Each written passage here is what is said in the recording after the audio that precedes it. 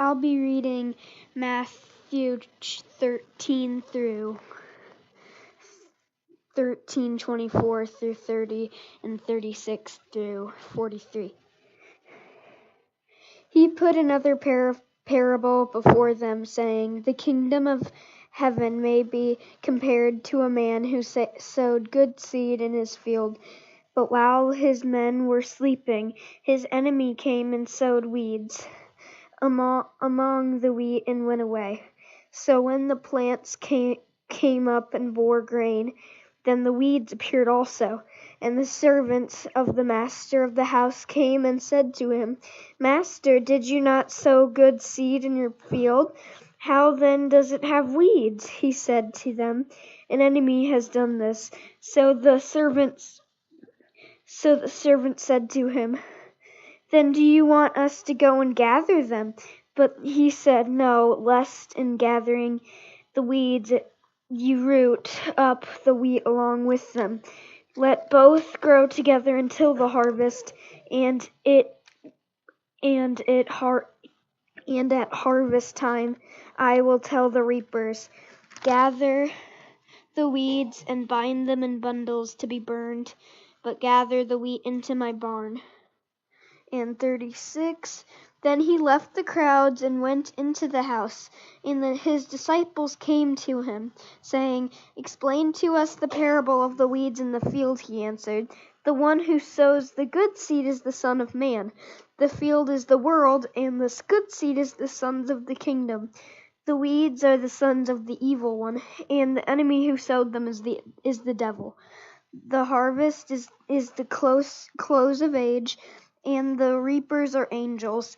Just as the weeds are gathered and burned with fire, so will it be at the close of age.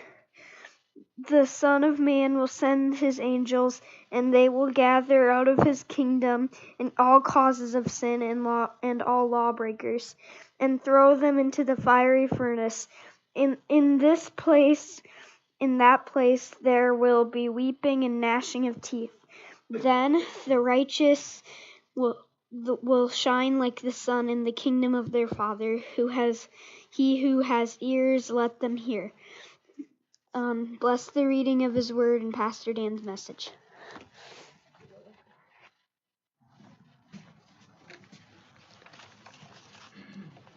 Isn't it delightful to see Lily come up and read scripture? Ministry was meant to be shared among the people. You know, when I was a kid, I was not a picky eater. At least that's my story, and I'm sticking to it, right?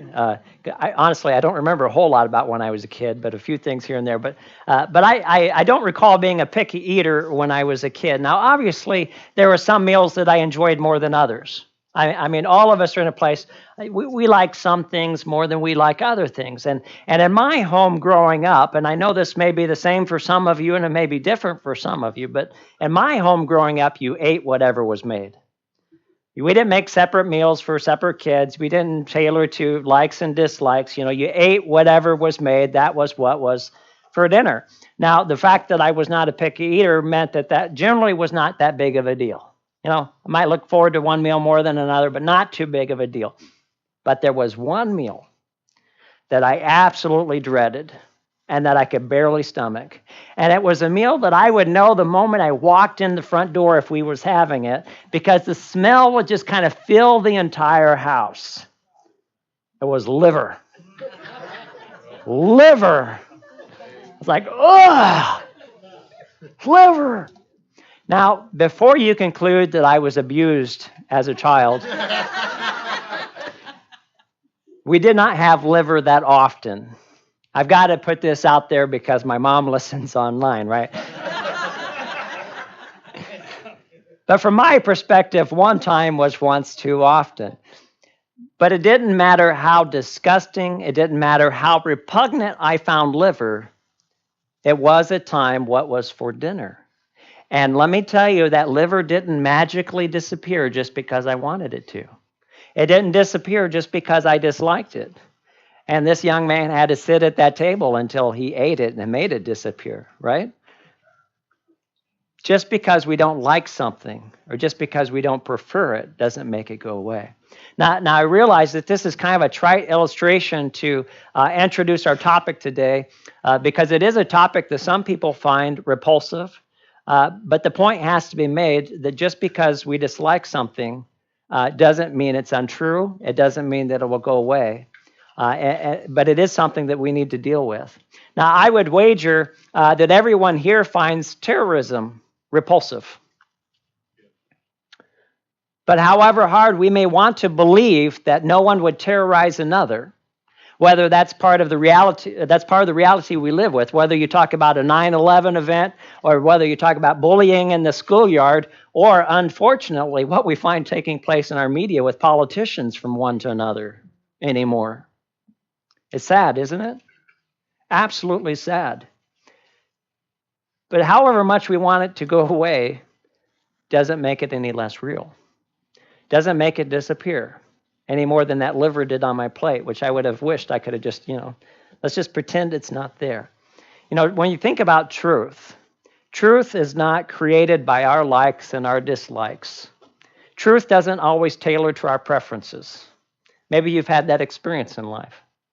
You've gone to the doctor and the truth didn't tailor to your preference. You've got diabetes, you've got cancer, you've got X, Y, and Z. Truth doesn't tailor to our preferences. It's that which corresponds to reality. Now, the doctrine of hell is not a doctrine about whether we like it or not, but is it true? And as J.P. Moreland points out, also, is it morally just? And the short answer to those questions is yes. I'll give you that in case you're not with me in an hour and a half. Just kidding, right? It's a topic that's worth spending some time on, but we're not going to spend an hour and a half doing that today. But it is a doctrine that raises questions and questions that people wrestle with. And the question that is often framed with this is, how can a loving God send people to hell? Now, we're going to address that question. But before I do, I'm going to pull a Jesus maneuver because, Jesus is a good guy to follow. And I'm going to answer that question with another question. The question that people fail to ask. How can a just God allow anyone into heaven? Because you see, we focus on the one side and we completely miss the other side. How can a loving God send someone to hell? And we've completely missed, how can a just God allow anyone into heaven? Because since God is both loving and just, we have a conundrum. Isn't that a fancy word? I patted myself on the back for that one. I thought, I got to put that word in there. We have a mystery. We have a riddle. We have a problem to resolve. How can God uphold his justice and his holiness and his righteousness while simultaneously revealing his love? Because the truth is, nobody is good enough to deserve heaven. All have sinned and fallen short of the glory of God. Nobody is good enough to deserve heaven. But here's the wonder of the gospel. Nor is anybody bad enough to have no possibility except hell. That's the gospel. That's the grace that's been revealed in Jesus Christ. The cross is the epitome of the justice and love of God. For in the cross of Jesus, we do see where sin is judged, but we also see how God's love provides a way to restore back sinful people back to himself. Now, when I went to seminary, I know you've heard a few seminary stories. When I went to seminary, I was exposed to many ideas that I'd never heard of before. And one of those was the concept of universal salvation. Now, as my New Testament professor put it, universal means exactly that. It means even Satan would be saved if he exists. That's my New Testament professor's words, right? If he exists, even Satan would be saved. Now, needless to say, I had a few disagreements with my New Testament professor. He was a great teacher. I mean, in terms of practice, in terms of teaching, but he just had some bad theology. And so we had some disagreements on some things. But while I'll say that, this doctrine of universal salvation, it's a doctrine that appeals to the heart. It's a doctrine that appeals to the emotions. Now, you want to recognize that there's power in appealing to the heart and emotions. Just watch the media today. Because what they do is they play off the heart and the emotions, and they leave out the pertinent information. They leave out the details. They leave out the logic. They try to play the emotion card to push their agenda, knowing that if people logically knew the information, that they would come to a different conclusion if they weren't playing the emotion card. The idea of universal salvation appeals to the heart and the emotion. Let me tell you, I've done a lot of funerals. A lot of those funerals were for people that would have professed faith in Jesus. That's a joy. Most of the time, right? I mean, under normal circumstances, because I know that they're in a better place. I've also done a lot of funerals for people that, I remember one, I was sitting down with the family. I didn't know them in advance, and we're sharing memories. And if faith never comes up in the conversation, then I'll ask, well, tell me something about what they believed. And the person looked at me and said, now remember, this is a person I've never met before in my life. They looked at me and said, well, they had to believe in God, didn't they? No, they didn't have to believe in God. Let me tell you, universal salvation would make funerals much easier for somebody who sometimes walks into places when people don't have faith. And it certainly is easier to assure everyone that anyone, regardless of what they believed or what they did, would wind up in heaven. The problem is that appeals to the heart and the emotion, but it's logically incoherent. If you think through what that means, if it doesn't matter what you believe and it doesn't matter what you do, everybody's just got a straight ticket to heaven, what you've done is said people have absolutely no choice. You can choose God, or God's going to make you choose him. You have no choice. And the other side of that is none of your choices matter anyway. Doesn't matter what. You know what? Why sacrifice? Why do ministry? Why give of yourself to another? Why love? I mean, we might as well eat, drink, party, have fun, rebel, make the most of this life because, hey, we got the next life to come anyway. Why bother with any of this religious stuff? Why bother with any God or worship? It's like, you know what? God's letting everybody in, so none of my choices make a difference anyhow. So why even bother? It's logically incoherent. There was this great teacher. He's really the one I look to most. His position and his pay grade is a little bit above my New Testament professor. He said things like, love your neighbor, love your enemy, pray for those who persecute you, treat others the way that you would want to be treated. Pray for, I think I already said that, but pray for those who persecute you, but that's not the God go get them type of prayer, okay? Let's be clear on that. Turn the other cheek.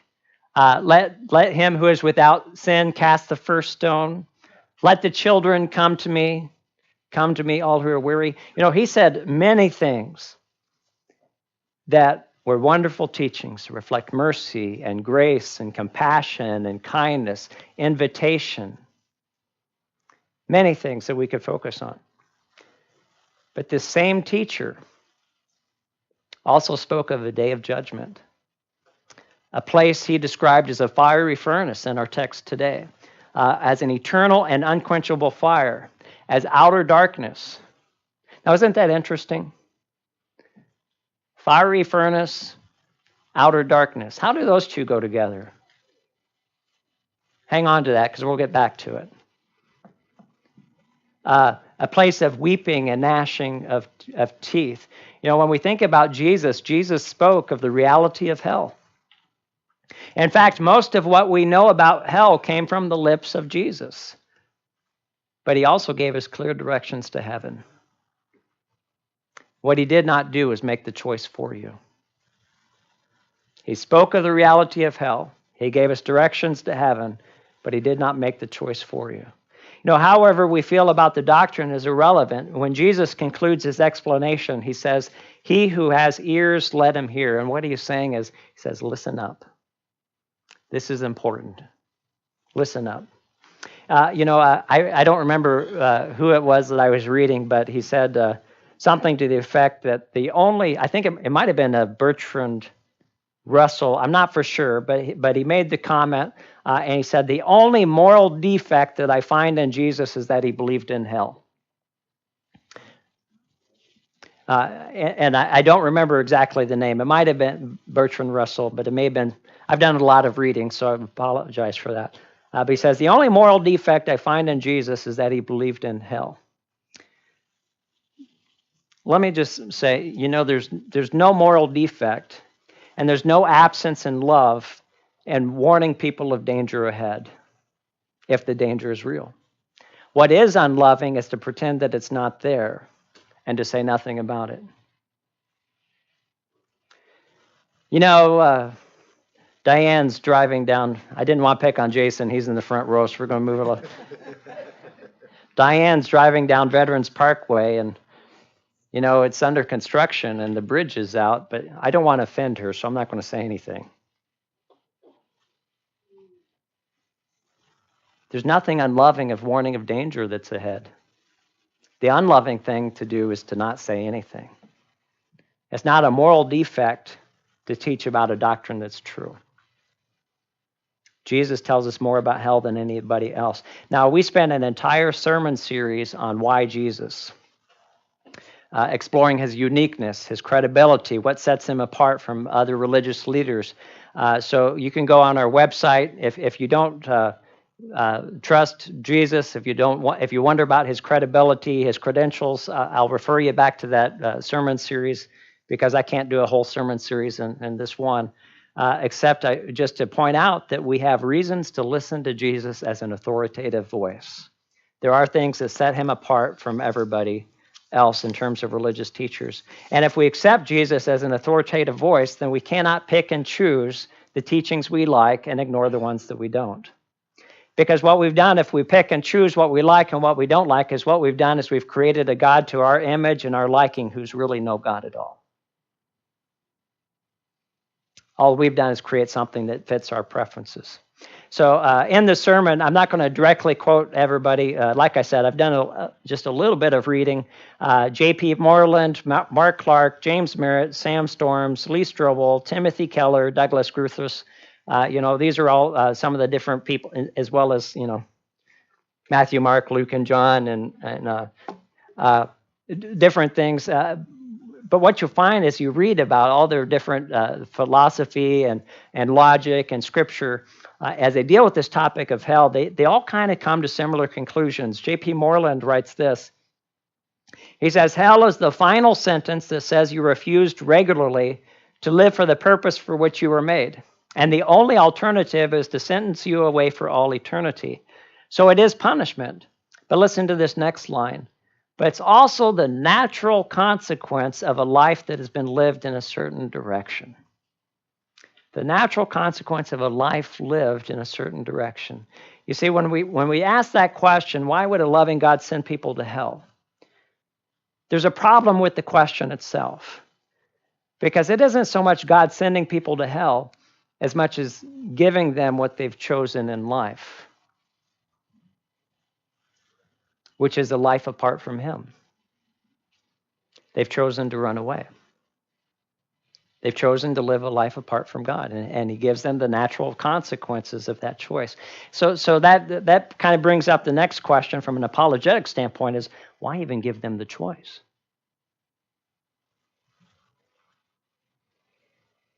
Why even give them the choice? Why did God put a tree in the Garden of Eden? We'll just keep scratching our heads on that one. Why give them a choice? Ravi Zacharias points out in tonight's lesson on evil and suffering, incidentally. I just thought it was good. I'm plugging that into the sermon. So it's a plug for tonight, right? You cannot love without having the freedom to not love. You cannot love without having the freedom to not love. Choosing God is meaningless if there's no other choice to make.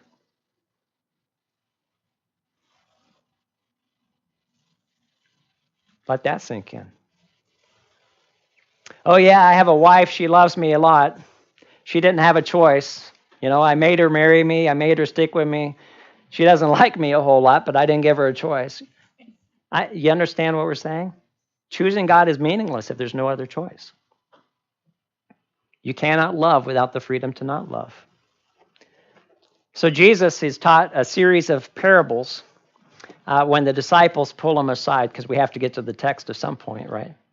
General remarks followed by this text. So the disciples pull him aside. We see the parable in verses 24 through 30. At verse 36, the disciples kind of pull him aside, and in modern day vernacular, they say, "We don't get it.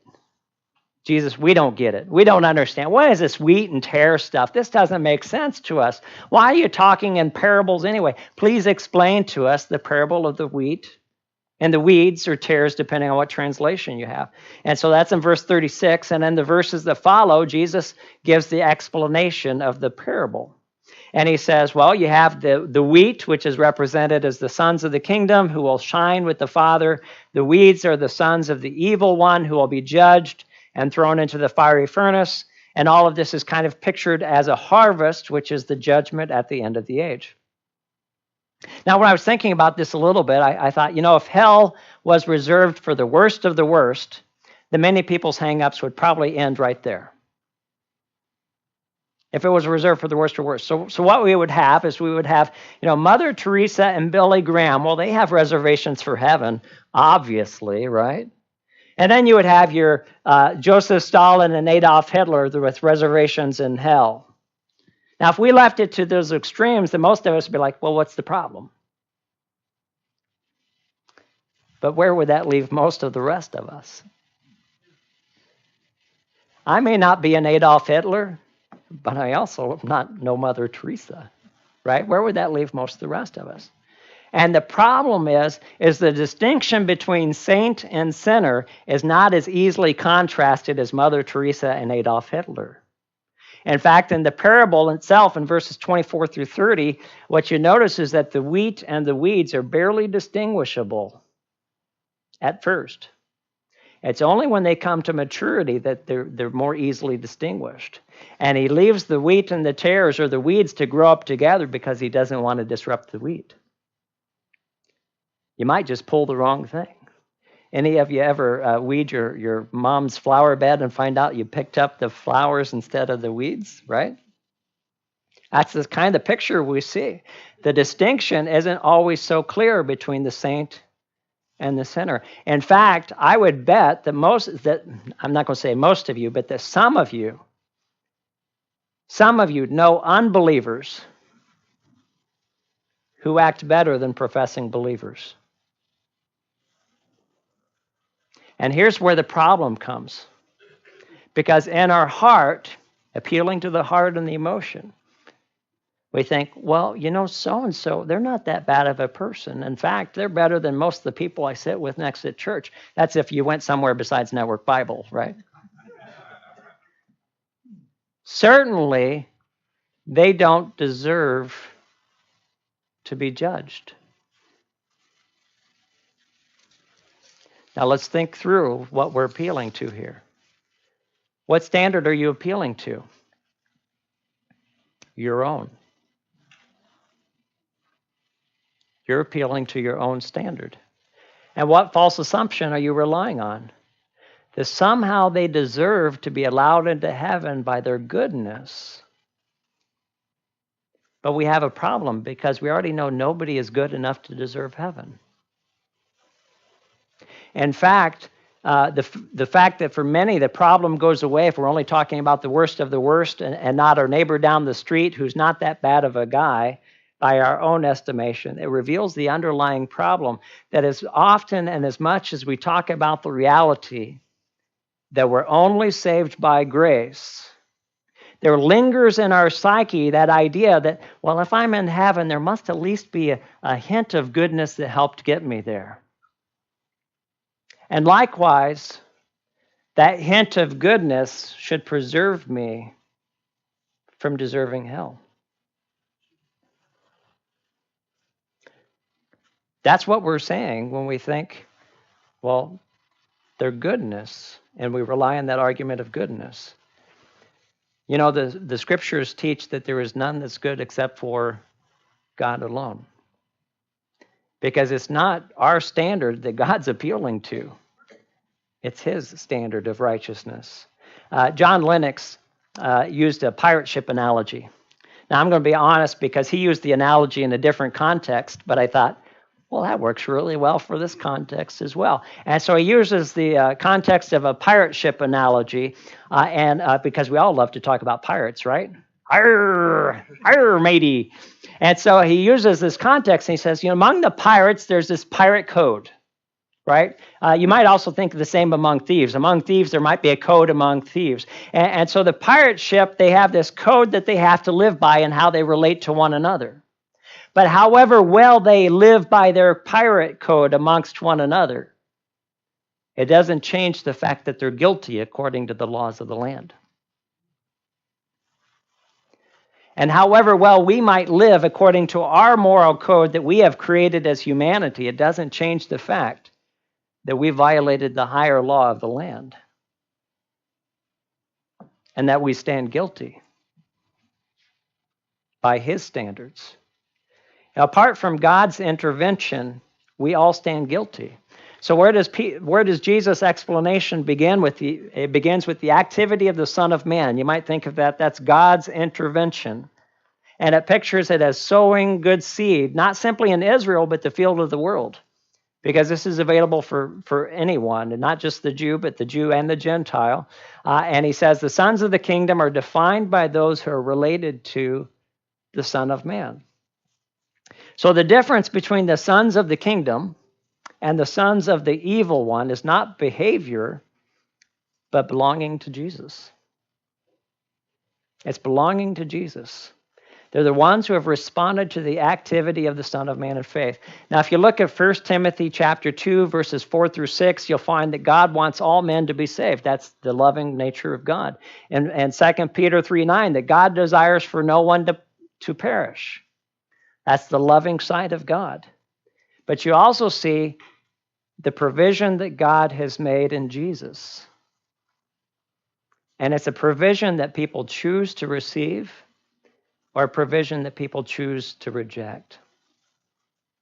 Now, sometimes people might answer the question, yeah, well, what about those who have never heard? I'm glad you asked.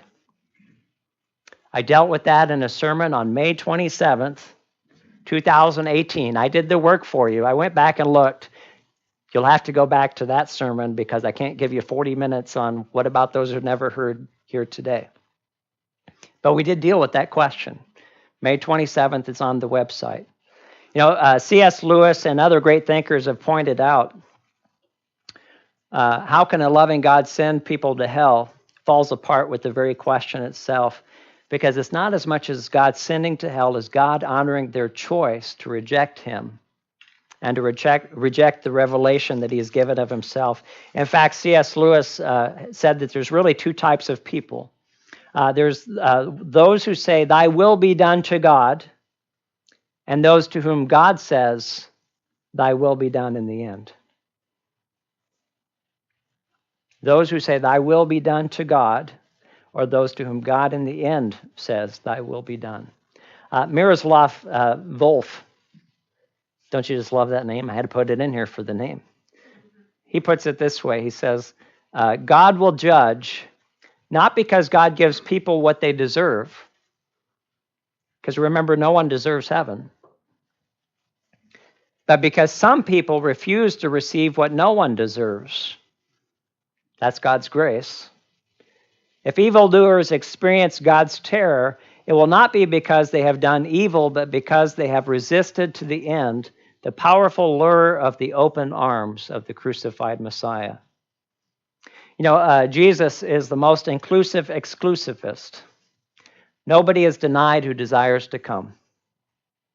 Nevertheless, he doesn't force you to come. Then he goes on, and the weeds are described as the sons of the evil one. And this is where we get tripped up because their lives don't always appear to be that evil. And in fact, by our definition, many times they may even appear better than some Christians. But this is where we have to remember nobody deserves heaven apart from the grace of Christ. And if we're completely honest, which I hope we are, Dan doesn't only fall short of God's moral code. Dan falls short of Dan's moral code. There are times that Dan has done things that Dan wished he hadn't done, and that Dan knew better than to do. I just thought I'd point at myself instead of anybody else. If the shoe fits, you can put it on as well. It's not just that we fall short of God's code, we fall short of our own code. We don't all do exactly what we know we should. And so he points out, he says, these are described as the sons of the evil one. This is everyone's predicament until they're born again, John chapter 3. And he says, who cause sin and do evil. Now, I want to ask you a question.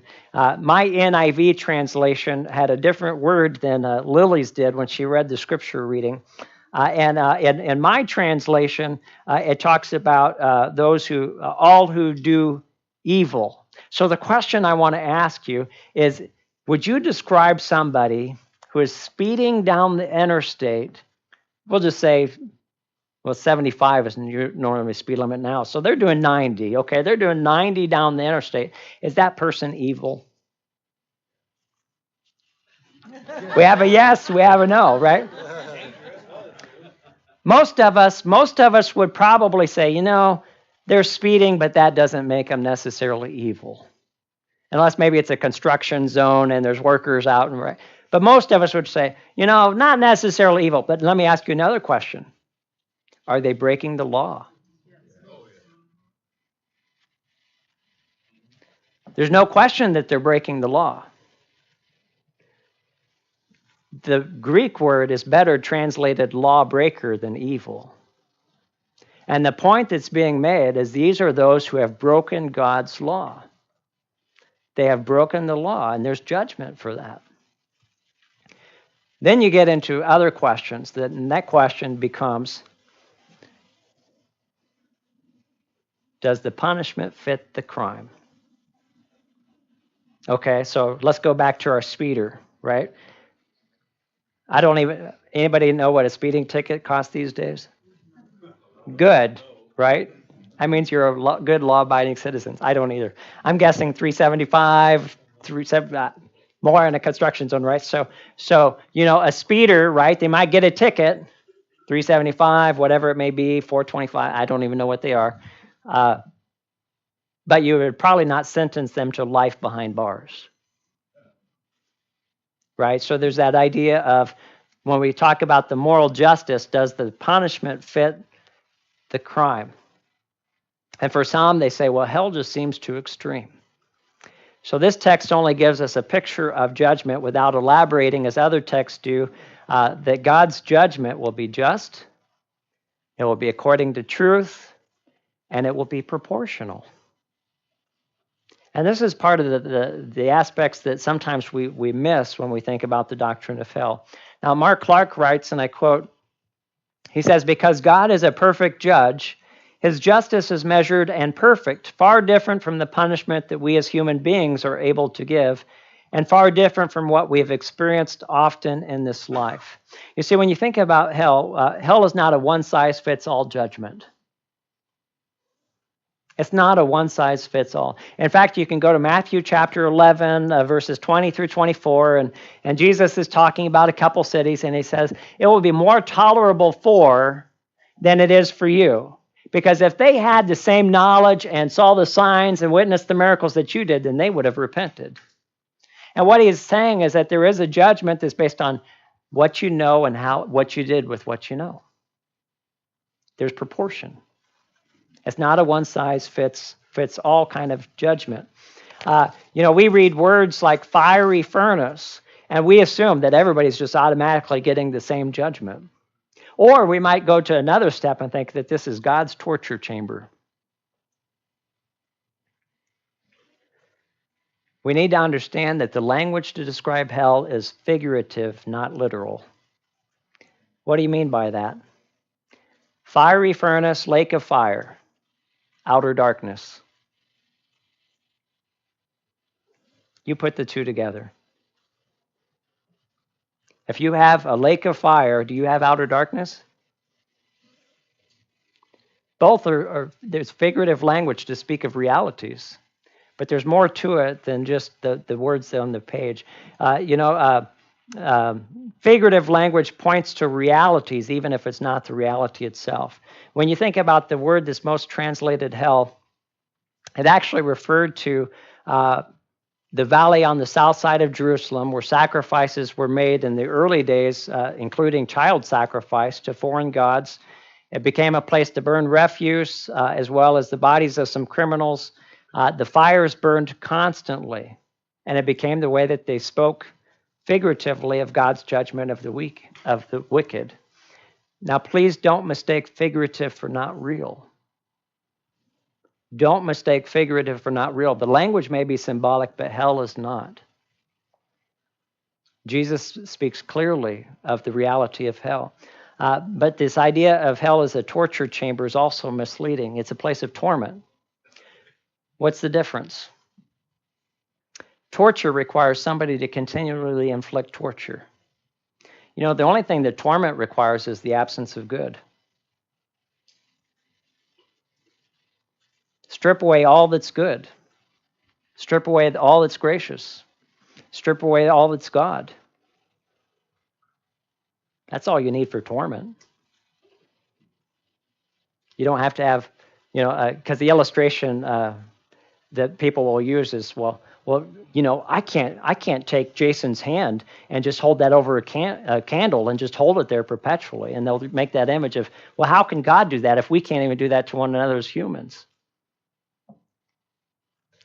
All you need for torment is the absence of all that's good. Those who rejected God in this life, think about this for a moment, because even those who reject God in this life, they still benefit from God's common grace. It rains on the just and the unjust. The sun rises on the just and the unjust. They still experience common grace. What's absent in hell? All that common grace. All that's good. All that's God is gone. So then the question becomes, well, isn't hell overkill? Lee Strobel asks this question. He says, how can any wrongs we've committed in this life merit eternal punishment? Isn't it unfair to say that a finite life of sin warrants infinite punishment? Where's the justice in that? So they make this equation of how long we have to sin here and how long punishment is in hell. Well, the first thing, and several people point this out, is the judgment is not based on how much time an offense took, but the severity of the offense. And here's the illustration for that. It only takes a couple seconds to kill somebody. All it takes is the pulling of a trigger. Now, if you wanted to steal all my books, let me tell you, you're making a lot of trips in and out of my house. It's going to take a lot more effort, going to take a lot more time. But we obviously are going to say one is more severe than the other and needs a bigger punishment than the other. We fail to comprehend the seriousness of sin because of our inability to grasp the holiness of God and the righteousness of God and the infinity of God. It's not about how much time the offense took, but the severity of the offense. And secondly, as many point out, who says that sin stops in hell? Randy Alcorn writes, the punishment is legitimately eternal because sin doesn't stop when people die. It continues. It's ongoing punishment for ongoing sin going on forever. If people that were exposed to God's goodness and grace and revelation still choose to run away from him and reject him when they have his goodness and grace and revelation, why do we think that they will embrace him once that goodness and grace and revelation is taken away? So there's that idea that sometimes we fail to recognize that just because they're in hell doesn't mean that sin stops. As hard as it might be to imagine, hell is necessary because God is both loving and just. And the justice demands the sin be judged. God's love provided the way. But you know what else God's love did? It precluded forcing us to choose his provision. He provided, but he also precludes from forcing us to receive his provision. I don't remember, I think it might have been J.P. Moreland who makes the comment and the argument about how God gives us just enough revelation that we can know he's there, but not so much that we have no choice but to accept him.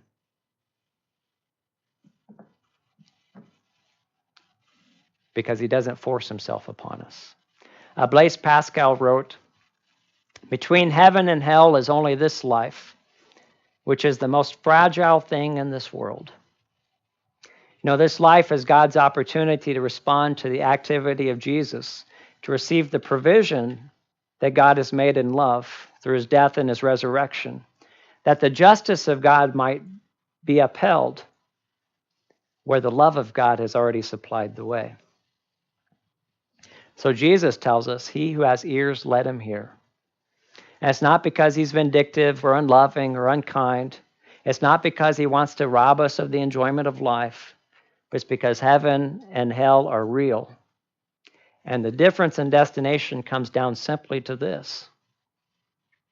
How have we responded to Jesus? Have we accepted his death and resurrection in our place for our sins? So the warning is made in love, that we might have the opportunity to respond in faith. Amen. In your bulletins, you have a communication card, and we'll give you a moment to think about how God might